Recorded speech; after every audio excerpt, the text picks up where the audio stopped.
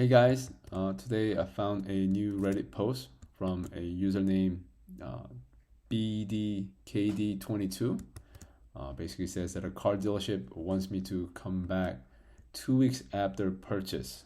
And the story goes, it says, I bought a used car from a dealer about 2 weeks ago. I signed the financing contract, paid about $3,000 for the down payment, and left with the car. I believed everything was done, but a few days ago I started getting calls from the finance department saying that they have a good news and want me to come back to see my bank options. I am very confused and would like some advice. I've gotten calls from 4 different people who left voicemails. They all called while I was at work, so I wasn't able to answer. But every time I called back, I got no answer. This is my second car purchase. The first one was purchased from CarMax and didn't have this experience. I'd like to know if this is normal for dealers or should be concerned because I have no idea what they mean by bank options. Did the deal I signed somehow fall through? I'm really confused. So to answer your question, the answer is that is correct.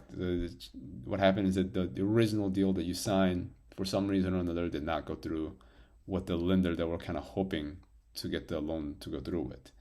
And I'll kind of go into a little bit detail of what I guess could have happened, what likely would be an outcome of this, and then I would like to share a little bit of like a perspective from the dealer, since I used to work with one, and then what you could do in the future, like anybody could do in the future to kind of get so this won't happen in the future, because I guess there's a lot of comments from others about something called the yo-yo purchase or yo-yo scam or something like that, and there are a lot of, I don't want to say bad information, but information that could be misunderstood, and I want to kind of talk about a lot of things, and then hopefully this will help. So people will won't experience this as much, or at least if this something like this happens, that that you understand like what's happening at least. So to kind of talk about what happened is that this actually happens a lot more often than not. And what happens is it's called a spot delivery. So whenever a dealer kind of sells a vehicle on a financing terms, they submit the deal to the lender, and typically there's many different lenders that a dealer will work with, and this happens typically when you have a less than an ideal credit situation, right? So your credit score is not 740 or whatever, and maybe you're upside down on a car. Maybe you didn't have a down payment. In this case, I know you did, but what they call loan to value, meaning like the overall loan amount you're looking to seek in relation to the value of the car that you're trying to purchase, is actually a lot more.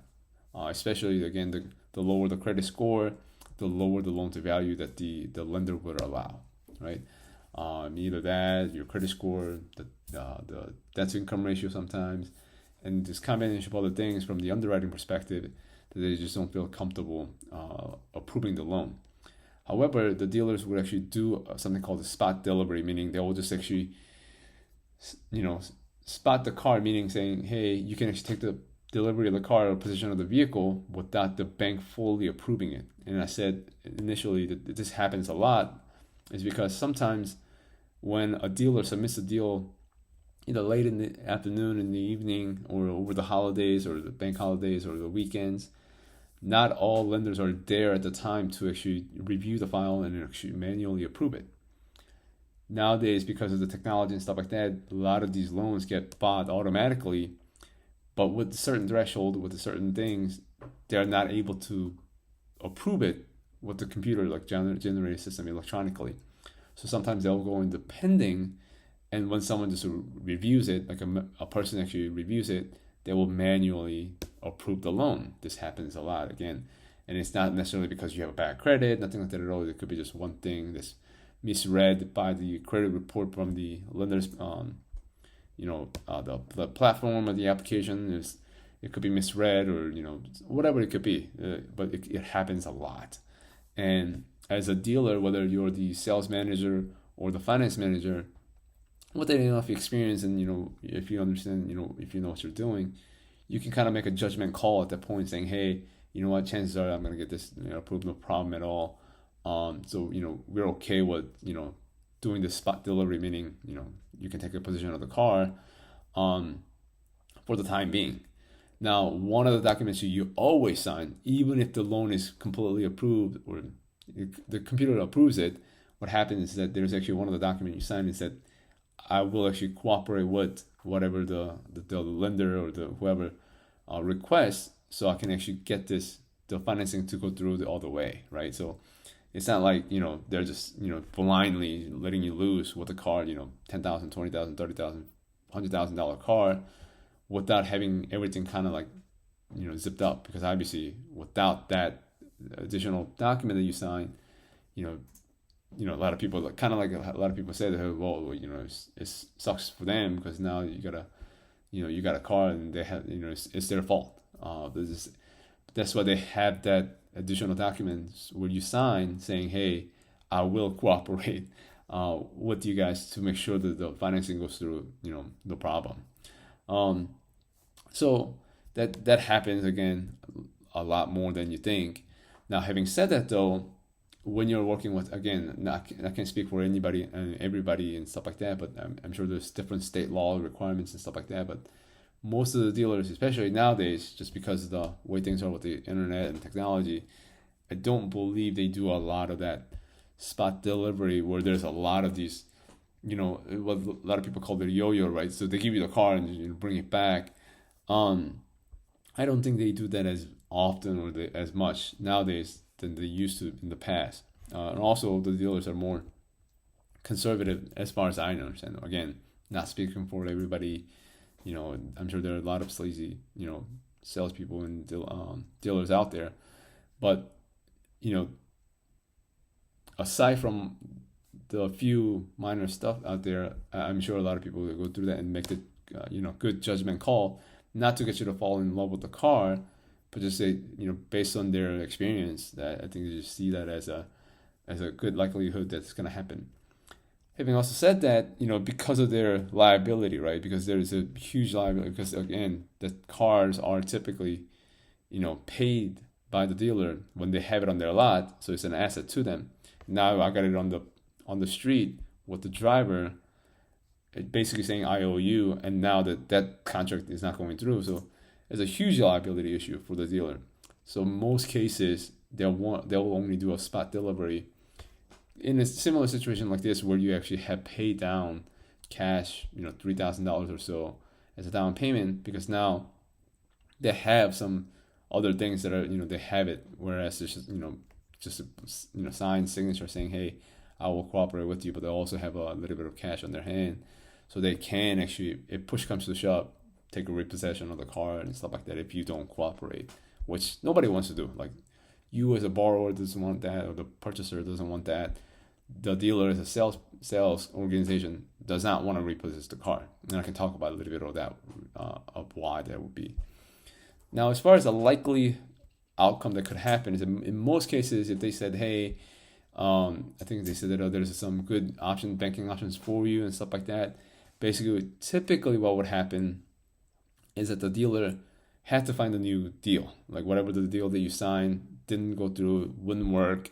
So what they had to do is either they cut the profit, meaning they cut the price of the car, or they had to go with a completely different lender who actually charged them a lot of fees to get the deal to go through, or they had to lower the rates, whatever it is, maybe a combination of all two or three, and they found another option to make the deal work. Now, it's typically what would happen. So that, again, the last thing they want is to get the car back, because what could happen is that between, I guess, especially if this thing took 2 weeks, I'm sure you put a lot of miles on the car, a lot of things could have happened to the vehicle, could have been damaged and stuff like that.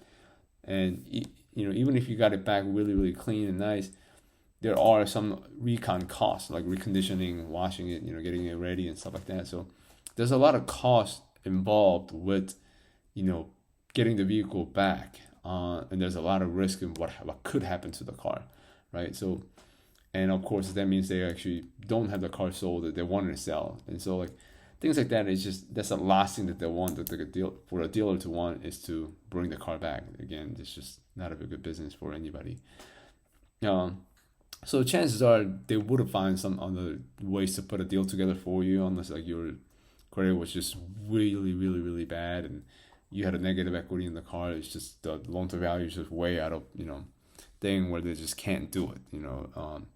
But other than that, they would have found you like actually a deal that would have worked. Even if it's a little bit better, I'm sure they would have found something a little bit better for you. I know when I was working the deals, if something like that were to happen, which didn't happen a lot, but if it did have to happen, then I would obviously we would have cut the deals in a way where even if we were losing a little bit of money or made less in profit, then we would have made it worth it for the client to come back and sign something, as long as there is something this we could do, right? So it would be a win-win situation. Like we would at least move the unit, and then obviously the client would have gotten a little bit better deal than what they originally agreed to do, right? Which is good. So I would definitely look into it. Just at least talk with them. The best thing to do is actually talk to the salesperson who actually helped you buy the car, because a lot of times the finance managers are kind of busy with the other stuff. So like you can try to reach out to the finance managers, but they may not be able to kind of get back to you on time, especially if you're with your work schedule and stuff like that. I would definitely try to reach out to the salesperson that helped you purchase the car. And I already talked a little bit about the dealer perspective and stuff like that, but again, just because there are additional costs and unknowns, again, the last thing they want is to get the car back. Especially nowadays with the internet and social media and stuff like that is also rampant. The last thing anybody should want, any reputable dealer would want, is to repossess the car as a dealer. Now, of course, repossession happens a lot from the lenders. Like lender says, hey, I give you the money, or I helped you buy the car, but you're not paying me back, so now I'm gonna actually take the car back. That's a lender repossession, versus a dealer doing that is more rare case that happens from a dealer would actually do that. And again, as a dealer, especially if they're a reputable dealer, the last thing they want is something like that, just because again, having a bad experience overall is a bad thing. Like nobody wants any of that. And so for them, for some people suggest that, hey, they were trying to yo-yo you or scam you and stuff like that. Typically, again, the last thing the dealer wants would be that. To kind of sum things up, what you could do to kind of prevent that from happening to you and stuff like that, or what you could do to kind of prepare it. A lot of people actually gave a lot of good advice about getting pre-approved. It depends on who you get the pre-approval from, but typically, again, all of that is contingent upon the actual structure of the deal itself. So whether, as I mentioned, whether it's the loan to value, right? If I'm trying to buy a $20,000 car, but because of my negative equity, because taxes and fees and stuff like that, if the overall, the loan amount came out to be $30,000, and if I have a subpar credit score, I may not be able to get the loan to actually get finally approved, even though I got a pre-approval from the credit union or the bank or the lender before, just because of the structure itself may not be the best option for you. The second thing you can actually do is that it's an obvious thing, but what you could do is actually try to get a little bit good credit score, right? So when you have a higher credit score, that typically helps with your financing, right? So the chances of you getting it not approved automatically goes down because now you have a good credit score, so that's one less thing that the computer could deny you on. The other thing is, and again another obvious thing is that good down payment, because what you could do is that by having a good down payment, that actually gives you a lower loan to value, which also helps you with the structure of the deal itself. So even if you're just trying to get a loan directly from the dealer, and for some reason or another it was late at night and you didn't get an automatic approval, but your chance of you getting that car approved and be done with it the following Monday or following the business day or whatever is very, very high, just because again, even if you have a less than perfect credit score, they typically like the collateral enough, the loan to value is low enough where somebody would actually accept the contract, whether it's secondary banks or credit unions or what have you, but you would have the financing done rather than having to go back and re-sign the contract and things like that. So Hope that helps. Just wanted to share some perspective from the dealers saying, because I know a lot of people are saying, well, they're, a lot of dealers are, sleazy out there, and they're trying to get you to fall in love with the car and emotionally involved and this and that, and just jack up the interest rates and this and that. And I can tell you that in most cases, the lenders will actually like limit the amount of markup that you can have on interest rates. And the kickback that they get from the lenders aren't as much as, I mean, I don't know what most people think that it is, but it's not. It's obviously based on this, the spread of the rate and the margin and the loan amount, but it's not like thousands of thousands, like $10,000, $100,000, that much. It's not like, it's enough to kind of, be done with it, that sort of thing. So it's not that much at all. It is, it could get big. Depends on the type of car you get, and depends on how much the spread and the margin that they're looking at. But again, I wanted to provide the perspective on, the dealer saying, it's not like, in most cases, I don't think any dealer will say, hey, you know what, that is actually a way I want to run my business, or hey, I'm doing this just so they can fall in love. That's a high risk.